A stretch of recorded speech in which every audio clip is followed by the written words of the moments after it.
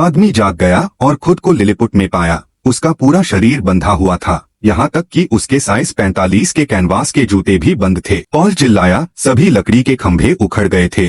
वह अविश्वास में मौके पर कूद गया, बस उम्मीद कर रहा था कि यह अजीब सपना जल्दी खत्म हो जाएगा। अप्रत्याशित रूप से जनरल घोड़े पर सवार होकर आया। अपने हाथ में एक डार्ट भाला से पॉल के पैरों में गोली मार दी। दूसरी तरफ कई सैनिकों ने एक ही समय में हुक फेंके। पॉल की पैंट की कमर में हुक लगाया और जोर से खींचने लगे। जब वह फिर से उठा तो उसे धीरे धीरे महल में धकेल दिया गया, जैसे चॉपिंग बोर्ड पर सुअर का मांस। लोग इस विशाल राक्षस को देखने आए और यहाँ तक कि अच्छी तरह से जानकार राजकुमारी भी हैरान थी। अगले दिन पॉल को खेत में ले जाया गया और उसने मानव मांस से खेतों को खींचने की अपनी दैनिक दिनचर्या शुरू की। इस समय महल पर एक हत्यारे ने हमला किया। जनरल ने देखा कि स्थिति ठीक नहीं थी, इसलिए वह जल्दी से घूमा और पॉल को उसे बचाने के लिए महल में वापस जाने के लिए नियंत्रित किया। पॉल झांसी के समान लापरवाह गति से चला और जल्दी से महल में वापस आ गया। जनरल ने पॉल को लेटने का आदेश दिया और वह अकेले राजकुमारी को बचाने के लिए नीचे कूद गया और अपने आदमियों को स्पष्ट रूप से हस्तक्षेप न करने का आदेश दिया। लेकिन कार्लक, जो जानता था कि जनरल फिर से शेखी बघार रहा था, ने दृढ़ता पूर्वक पॉल की बेड़ियां खोल दी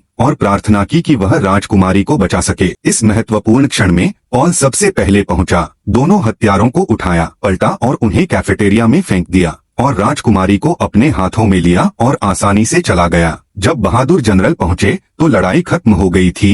राजकुमारी ने अपनी जान बचाने के लिए पॉल के प्रति आभार व्यक्त किया। हालांकि राजा अभी भी आग के समुद्र में फंसा हुआ था, इसलिए पॉल बिना एक शब्द कहे मदद करने के लिए दौड़ा।